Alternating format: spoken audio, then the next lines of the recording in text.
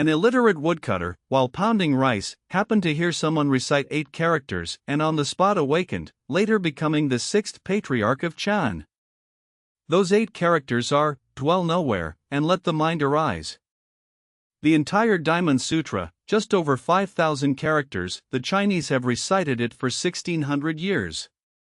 The line most often copied alone and hung on walls is usually this one. Good evening.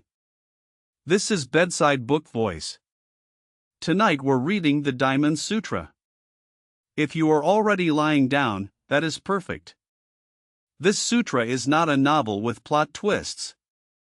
It is like someone gently knocking at your door in the deep night, asking, the things you are clutching in your hands, can you really hold them? Dim the lamp a little.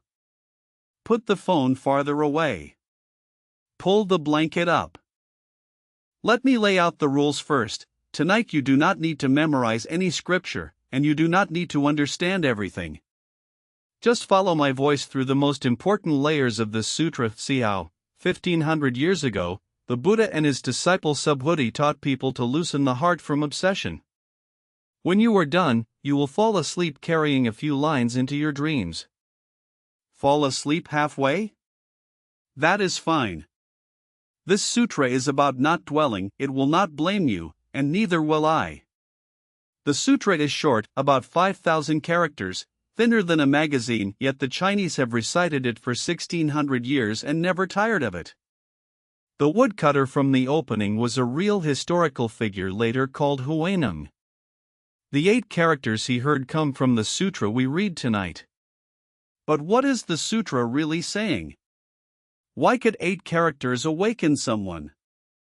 I want to explain the sutra itself first, then take you back to that morning of pounding rice. The full title is the Diamond Prajna Paramita Sutra. Diamond, the hardest metal, stands for wisdom that cuts through every affliction. Prajna is Sanskrit, roughly meaning insight beyond fixed concepts. Paramita means reaching the other shore.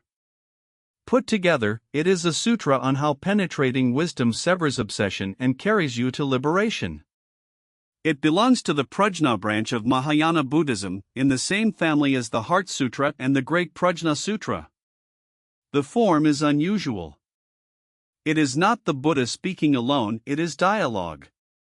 The questioner is Subhuti, one of the 10 great disciples, famous as foremost in understanding emptiness. Emptiness here means seeing that nothing stands alone forever. Think of him as a student who asks excellent questions. Each question lets the Buddha peel another layer until what you thought was solid turns out not so solid after all. The opening is vivid. The Buddha lives at Jetavana, Anathapindata's grove in Shravasti, with 1,250 great disciples.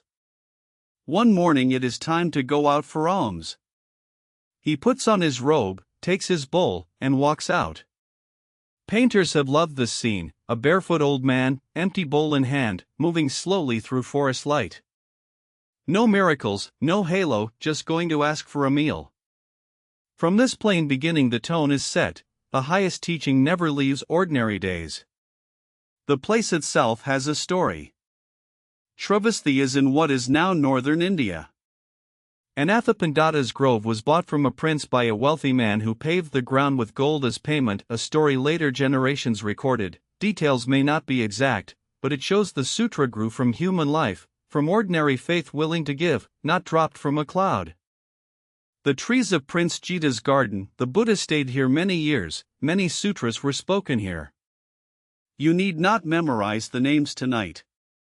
Just remember, in the forest, in the morning light, an old man with an empty bowl, 1,000 disciples behind him, Subhuti among them. No soundtrack, no special effects, going to eat. Yet in this plain opening begins one of the most important dialogues in Chinese literary and intellectual history. Subhuti is in the crowd. He watches the Buddha dress, take the bowl, step out, and a question rises. That question drives the whole sutra. Later he asks aloud, good men and good women who set their hearts on highest awakening, how should the mind dwell? How should the mind be subdued? In today's words, an ordinary person who wants to wake up, where should this heart rest? How do you quiet the racing thoughts, anxiety, comparison, and resentment? Listen how contemporary that question is. 2,500 years ago, an old man in a grove asked, "How do I settle the heart?" Tonight in bed you ask, "Why will my brain not stop?" Same question. The Buddha gave no manual, no three-step method, he answered with an entire sutra. The core of the answer hides in 8 characters: dwell nowhere, and let the mind arise. What does dwell nowhere mean? Dwell means to stop and cling. Our hearts habitually stop on many things: past grievances, future plans, other people's eyes, the script that says I should succeed, I should be approved. Dwell nowhere means, when thought should rise, let it rise, when work should be done, do it, but do not nail the heart there like a nail you cannot pull out. You may ask, does not dwelling mean not caring, not doing anything? No. The sutra immediately adds, and let the mind arise. Not dwelling is not a dead heart, it is a living heart, not kidnapped by one thought or one form, so it can give rise to a clear, unselfish mind. The first 4 characters loosen, the last 4 lift. Loosen first, then you can truly rise. The Buddha also told Subhuti something very concrete: do not let the mind arise by dwelling in form, do not let it arise by dwelling in sound, smell, taste, touch, or mental objects, dwell nowhere and let the mind arise. Form is what the eyes see, sound what the ears hear, smell, taste, touch, and mental objects cover what the mind grasps. 6 channels, nearly everything you can hold day and night. The sutra is not saying you cannot see, hear, or think. It says, after seeing, hearing, thinking, do not nail the heart on top. Nailed shut, the heart narrows; not nailed, it widens. You scroll short videos, one after another, unable to stop, that is dwelling in form and sound. You replay a daytime conversation in your head, rewriting lines, that is dwelling in mental dust. The sutra is not telling you to throw away the phone. It tells you, you can stop. Stopping is not failure, it is practice in dwelling nowhere. Putting the phone farther at bedtime means, the phone is not guilty, the heart should not be nailed to it. A sentence pattern repeats throughout. The Tathagata speaks of a world, it is not a world, it is called a world. The Tathagata speaks of a body, it is not a body, it is called a body. It sounds like a tongue twister, but it teaches a way of seeing. We say world, body, success, failure as if something fixed were there. The Buddha says, cling to the reality behind the name and you suffer, see it as conditions gathered without independent self and you loosen a little. I must say clearly, emptiness in this sutra does not mean nothing exists. It is not calling life an illusion and then lying flat. Emptiness means nothing stands alone forever unchanged. The bed you lie on tonight is wood, nails, and human labor gathered, your eye is memory, habit, relationship, and body gathered. Seeing this is not nihilism, it is gripping a little less, fighting yourself a little less. The pattern it is not X it is called X appears many times. The first hearing may feel dizzy. Here is a daily example. You say, I failed. The sutra asks, what is failure? A fixed thing? This project did not work, that is called failure, yet what you learned remains. Failure is not failure, it is called failure. Not self-deception, do not nail the 3 letters failure into an unbreakable stone and sleep on it nightly. Take success. Promotion, an award, happy for a few days, normal. But if you then live inside I am a success, a small setback feels like the sky falling, that is dwelling in form. Success is not success, it is called success. Names can be borrowed, do not take them as I and truth. The sutra devotes a section to 4 marks: mark of self, mark of person, mark of living beings, mark of lifespan. 4 places you most easily grip by a self mark is the thought I, person mark is human versus non-human, living beings mark is our tribe, lifespan mark is how long, whether it counts. If a bodhisattva holds these 4 marks, the Buddha says, that is not a bodhisattva. Not asking you to erase self, asking you not to treat these labels as hammered reality. Before sleep, you most easily replay the ledger, dwelling in self mark. Why did I say that? Why did I do that? Or person mark, how dare they treat me so? Or lifespan mark, am I already too late? The sutra is not scolding you, it gently reminds. These marks can be borrowed when useful, do not sleep on them. On giving, the sutra is detailed. If a bodhisattva gives while dwelling in marks, it is like entering a dark room and seeing nothing. If giving without dwelling in marks, it is like having eyes in sunlight, seeing every color. Do good while hanging, I did good, I am good on the heart, it is like a dark room. Do good without labels, the heart brightens. Checking before sleep whether you tried hard enough today is the same illness. Dwell in marks and it darkens, do not dwell and it lightens. Actually, the sutra also asks a huge question. If someone gives treasures filling the Ganges sands, is the merit great? Subhuti says yes. The Buddha adds, if someone upholds the sutra even 4 lines and explains them to others, that merit surpasses the former. Giving all the world's jewels while dwelling in marks may not equal truly hearing 4 lines, explaining them, helping others loosen. Not belittling charity, again, whether the heart dwells matters more than the outer act. You helped a colleague tonight and waited for thank you, that is giving while dwelling in marks. Help, act, then set down like the Buddha's empty bowl after alms. The bowl is empty, tomorrow you beg again. The sutra makes putting down concrete, not don't do, then do not pin the metal on your own back. Another section speaks of past mind, present mind, future mind. Subhuti asks, can the mind be grasped? The Buddha says, past mind cannot be grasped, present mind cannot be grasped, future mind cannot be grasped. Each line tighter. Past mind has gone, you cannot catch it. Future mind has not come, you cannot catch it. This very thought, when you say now, it is already past. Not telling you not to think, telling you not to treat mind as an object you can clutch. If your brain will not stop tonight, try saying to yourself, past mind cannot be grasped. Not forced blankness, no it flows, you need not drink every drop. Near the end comes the most famous gatha, almost everyone has seen it even without knowing the source. All conditioned dharmas are like dreams, bubbles, shadows, like dew, like lightning, contemplate them thus. Conditioned dharmas are everything made by conditions, born in passing. Like a dream gone when you wake, like a bubble breaks at a touch, like dew dries when the sun rises, like lightning flashes and vanishes. Contemplate thus is not pessimism, it is not demanding eternity from what must pass. These 4 lines Kumarajiva translated beautifully. Speaking of the Diamond Sutra, we cannot skip Kumarajiva, great translator of later Chin, from the western regions, yet his Chinese so fine later readers thought him Han Chinese. Legend says he translated without dropping a character. After death his tongue alone remained intact, a story later generations told, may not be factual, yet it shows how deeply the Chinese love this sutra and this translation. Tonight we mainly hear Kumarajiva's version, short lines, steady rhythm, good for recitation, good for bedtime. Kumarajiva's life itself reads like a sutra.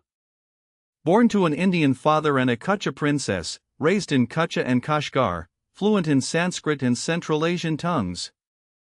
Emperor Fujian sent Lu Guang west to fetch him war for a translator. Captured en route, he lived 17 years in Liangzhou until Yao Xing welcomed him to Chang'an, where he translated on a large scale the Diamond Sutra, Lotus Sutra, Amitabha Sutra among them.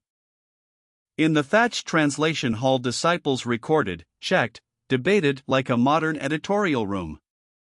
Kumarajiva said, translating is like eating noodles, some swallow the whole bowl, some taste one bite. The sutra lands differently in each person, no need to fight over who understands all. His Diamond Sutra trimmed Sanskrit repetition into the most rhythmic Chinese question and answer.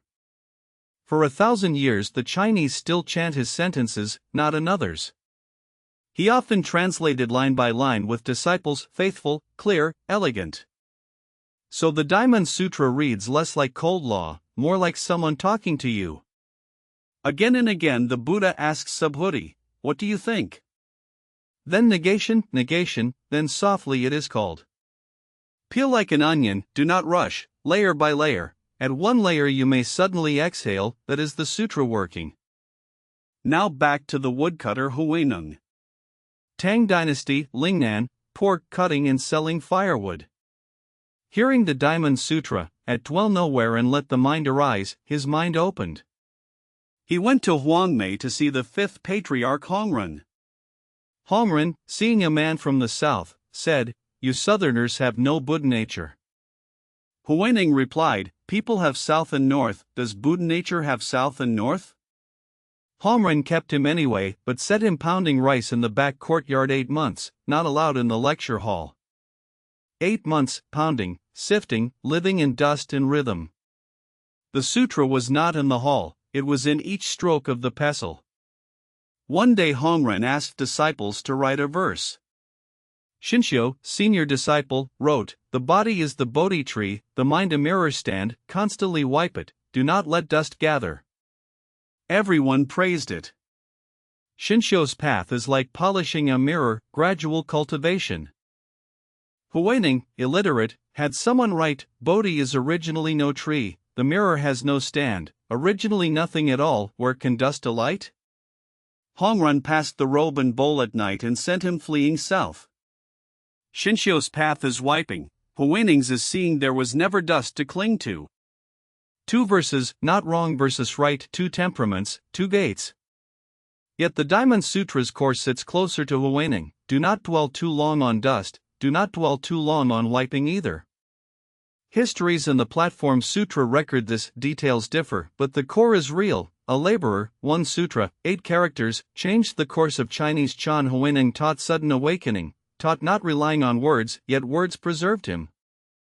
Very Diamond Sutra, say much, then tell you not to dwell on what was said. Huineng went south to teach in Lingnan, simple, direct, often 1 sentence cutting your thought. No thought as doctrine does not forbid thoughts, it forbids dwelling in thoughts. Same breath as dwell nowhere tonight. Later the Platform Sutra became China's only native text honored as a sutra, and its source is still the Diamond Sutra. History also remembers a famous exchange Emperor Wu of Liang and Bodhidharma. The emperor asked, "I built temples, ordained monks, copied sutras, is there merit?" Bodhidharma said, "No merit." The emperor was displeased, Bodhidharma crossed the river. Mostly later legend, yet it pushes giving without dwelling in marks to the limit. If you hang merit on the heart, merit shrinks, act sincerely without labels, that is the sutra's path. Tonight do not judge the emperor, remember, the sutra watches whether the heart dwells, not how well the abacus adds. In China the Diamond Sutra is also tied to bearing insult. If someone recites it yet is scorned, past karma may lighten in this life, do not lose heart because of that. Easily misread as swallowing abuse. The point, others scorn is their conditions, do not deny the dharma you have read, do not dwell in self-mark and fight them in your head all night. Before sleep, still replaying who said what, ask, am I dwelling in self-mark and person-mark again? A hard passage says, explaining even 4 lines of this sutra to others, the merit surpasses vast giving. Also, if scorned, past evil karma that should bring suffering may be dissolved. Later people used these lines to ask why good people suffer. The sutra is not excusing evil or smiling through abuse. You read and uphold not to instantly swap for a better face, but so the heart has a stake, when pushed, you do not topple. Topple or not, whether the heart dwells. Another passage, even dharma should be relinquished, how much more what is not dharma? Even the Buddha's words, once seen through, set down, let alone random noise. Like exam notes, put away after the test, no need to carry them lifelong. The sutra is the finger pointing at the moon, see the moon, release the finger. Many become finger collectors, the sutra might sigh. Another passage on putting down, if a bodhisattva's mind dwells in dharma while giving, it is like entering darkness, if not dwelling in Dharma while giving, like eyes in sunlight. Dharma here is not only Buddhist teaching, it is your inner rules, standards, should. Dwelling in Dharma is dwelling in I should be a certain way. Not dwelling is doing what must be done without strangling yourself with rules. Still thinking before sleep I should study more tonight, that is dwelling in Dharma.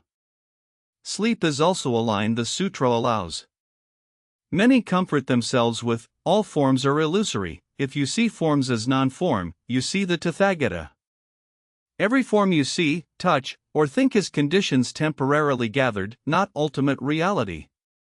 See non-form within form, not dragged by form, and you approach seeing the Tathagata. Tathagata is not a god, it means thus come, a heart's original face, clarity unmasked by wandering thought. You may still ask, what does this do for my daily life? 3 bedtime pictures, no jargon needed. First picture, alms round. The Buddha walks out with an empty bowl, not to stockpile merit, just to eat. Tomorrow you also eat a bowl, sleep a night. Loosen the standard of what you must be before you deserve food and sleep, one small step in dwelling nowhere. Second picture, pounding rice. Huineng awakened while working, not on a cushion. Washing dishes, squeezing toothpaste, turning off the light, all can be pounding rice. The sutra does not ask you to leave life, it asks you not to nail the heart to one thought within life. Third picture, dew enlightening. What pleased you today is like dew, what blocked you is also dew. Sun rises or you wake and it changes. Contemplate thus is not coldness, it is not staking your life on what must pass. 2 more pictures for sleepless nights. Fourth, Ganges sands, the sutra uses them for countlessness. Worries in your head are also sands, grain after grain, uncountable. Not asking you to count, knowing many is also form, many also changes. Fifth, the bowl. Empty, it holds rice. A heart stuffed with must leaves no room for Dharma. Empty a little before sleep, not waste room for tomorrow. Last episode we read Lazy treasuring life, effort and fate, waiting for wind. Lazy teaches cherishing this life's rhythm, the Diamond Sutra teaches not gripping this life like iron. One says living matters, one says do not grip too tight. No conflict at bedtime. You can treasure life and dwell nowhere. Loosening is not wasting life, it is having heart left to live tomorrow. We are roughly halfway. During this breath, a small favor, if this voice kept you company tonight, tap like and subscribe, leave a lamp burning in the night. No need to sit up, one finger. Good, we continue the sutra. The latter half repeats how bodhisattvas should set the mind toward supreme perfect awakening and subdue the heart. Do not fear the Sanskrit, supreme perfect awakening means thorough awakening. The sutra says, thus should the mind arise, do not arise by dwelling in color, sound, smell, taste, touch, or mental objects, dwell nowhere and let the mind arise. Do not dwell in pretty colors, pleasing sounds, comfortable feelings, or concepts, dwell nowhere and let the mind arise. Form, sound, smell, taste, touch, and mental objects, the 6 sense fields. The sutra is not saying never touch beauty or music, it says, touch, then do not stick. Moved by a song, then release, satisfied by a meal, then release. Dwell means extend, grip, replay before sleep. Actually, the sutra also speaks of 3,000 great thousand worlds. If someone gave body and life filling them, is that much? Subhuti says yes. The Buddha adds, upholding this sutra, even 4 lines, and explaining to others, the merit surpasses that. Again, the greatest bodily giving, if dwelling in marks, may not equal 4 lines of not dwelling. Busy for family all day while thinking they don't understand, that is giving while dwelling in marks. Love, act, then exhale, that is the sutra's direction. Another famous line, what the Tathagata speaks cannot be grasped or spoken, not Dharma, not Dharma, it is called Dharma. Sounds like denying everything, it protects you, grasp the Buddha's words as dead dogma and you miss, dismiss them as nonsense, and you miss. The sutra teaches the middle way, not dwelling on either side. On seeing Buddha and Dharma, if you seek me by color or sound, that is a wrong path, you cannot see the Tathagata. Seeking Buddha only in golden bodies and miracles, you will not find. Seeking Dharma only in who chants prettiest or lectures loudest, you will not find. The Tathagata is in the moment you loosen grasping and see forms as non-form. Hard and tender, Buddha is not far, only do not grasp the wrong place. The speaker of Dharma has no Dharma to speak, it is called speaking Dharma. The Buddha taught a lifetime, then said there is no Dharma to teach. Not arguing, true Dharma is like water, you cannot bottle and label it. The sutra is a finger pointing at the moon, do not bite the finger thinking it is the moon. 32 sections, we need not memorize each. Think of 32 gentle pushes, do not dwell here, do not dwell there, the mind may arise, but do not nail it. At the end the gatha of dream, bubble, shadow, dew, lightning. Many temples chant these 4 lines daily. If you take one line tonight, take that. One section speaks of unity of form. If someone says the Tathagata comes and goes, sits, and lies down, that person does not understand. The Tathagata comes from nowhere, goes nowhere, thus Tathagata. Even coming, going, sitting, lying are forms. We imagine Buddha flying like a god, the sutra pulls you back. Tathagata is as it comes, neither added nor subtracted, not racing on a timeline. You lying tonight also as you come. No need to run. Another section, no Dharma can be obtained. Subhuti asks about supreme awakening, the Buddha teaches, yet no real Dharma is obtained. If there were obtaining, the Buddha would call it real obtaining. Even obtaining cannot be dwelt in. Many cultivate new anxiety, did I awaken, how much? No real Dharma to obtain, not denying effort, do not nail the character obtain. Again, can the Tathagata be seen by bodily marks? By 32 marks? No. 32 marks are splendid signs, yet seeking by marks is wrong view. Seeking Buddha, do not seek form, seeking peace, do not seek a fixed shape called awakening. Awakening may have no shape, like sleepiness, it comes when it comes. After Kumarajiva, many masters commented Tang Kiji, ditching, modern Shan, Nan Huijin, each peeling the same onion in different words. No need to choose sides tonight, one school is enough to sleep. The sutra itself is a koan, a mirror, a bedtime bell reminding you to grip less. Worth saying alone, good men and good women who recite this sutra, the merit is immeasurable. Later people use this to frighten, if you do not read.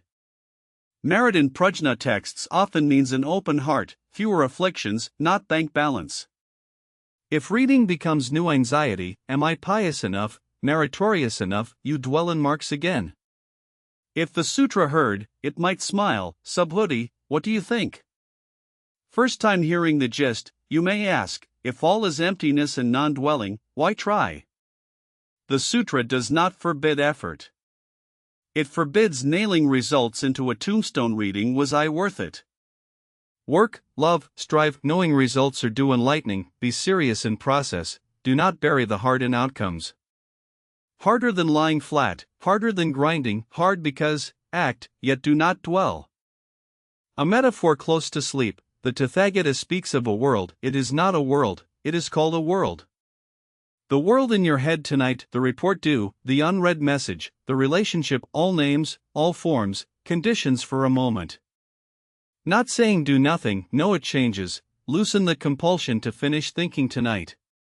Past, present, future mind cannot be grasped, 3 lines like permission for insomnia, sleep, the heart was not made to be clenched all night. A detail many miss. After Subhuti asks how to subdue the heart, the Buddha first says, thus I have liberated immeasurable beings, yet no being was liberated. Not wordplay, do not dwell and I saved someone. If you helped or advised someone tonight, do not paste I am Savior on the heart. Done, like alms, the bowl empty, heart empty, that is not dwelling. The Diamond Sutra and Heart Sutra often sit together.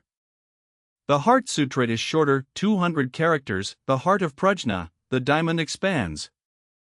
If you like tonight's tone, the Heart Sutra is a natural next step. The Platform Sutra tells Huineng's life, how this sutra flowered in China. That is for another night. The sutra closes. The Buddha tells Subhuti, all conditioned dharmas are like dreams, bubbles, shadows, dew, lightning, contemplate them thus. Then it ends. No thunderclap finale like the opening, a person with a bowl walking into morning light. Dharma in the ordinary. Who recorded it? No signature in the text. Tradition says Ananda, after the Buddha's nirvana, disciples assembled the oral teaching. Whether every word is exact, scholars debate, that does not change tonight's meaning. Value is not archaeology, it is whether your heart loosens a fraction while listening. One fraction is enough. For 1600 years copied on paper, carved in stone, printed on walls. Dunhuang Mogeo caves hold countless copies, some copied a lifetime, some only the four-line gatha. Short yet deep, deep yet never leaving your bowl, bed, and pestle. By the Song dynasty it entered the marketplace, block printing let ordinary people buy a scroll. Ming and Qing studies hung scrolls of dwell nowhere and let the mind arise beside quiet distance. No longer temple only, it entered bedrooms, tea rooms, desks. Tonight you join a long thread, from Sravasthi's Grove to Chang'an's Translation Hall, Huang Mei's Rice Pounder, Duanuang's Caves, to your blanket. Folk practice, read the Diamond Sutra daily, not to understand, just to settle the heart. Understand or not, the sutra does not scold. Kumarajiva said some swallow the bowl, some taste one bite. Tonight is one bite enough. Tomorrow, another sleepless night, you may return. The sutra is a well, no need to drain it in one draft. It entered literature too. In Dream of the Red Chamber characters read the Diamond Sutra. Birds flown to the woods, leaving white emptiness clean. That white emptiness and all conditioned dharmas are like dreams share one breath. Borrowing the sutra in art is not decoration, it asks where the heart dwells when splendor falls. So much tonight, you need remember nothing. Truly nothing. If one line remains, dwell nowhere, and let the mind arise. Forget even that, forgetting is also not dwelling. The sutra will not blame you, neither will I. Before good night, a small question: which line would you paste beside your pillow tonight? Dwell nowhere and let the mind arise? All conditioned dharmas are like dreams? Past mind cannot be grasped? No rush to answer now. After you wake, tell me in the comments, I read every one. If you like nights like this, subscribe and tap the bell. Next episode, the Heart Sutra. The diamond expands, the heart condenses, 200 characters, better for pillow murmuring. Lizzie taught treasuring life, the diamond teaches not gripping, the heart gathers both, form is emptiness, emptiness is form. Let the lamp stay dim. Forms are false, loosening is real. Tomorrow's business waits for tomorrow. The heart need not be full tonight. Once more, softly, the 8 characters from the opening: dwell nowhere, and let the mind arise. Not dwelling is not emptiness, letting the mind arise is not gripping. You lie down, the heart may still be there, but need not be nailed to any one thing. Nail too long, it hurts, loosen, and sleepiness comes. After all these words, one breath remains. This is Bedside Book Voice. Good night, see you in the pages.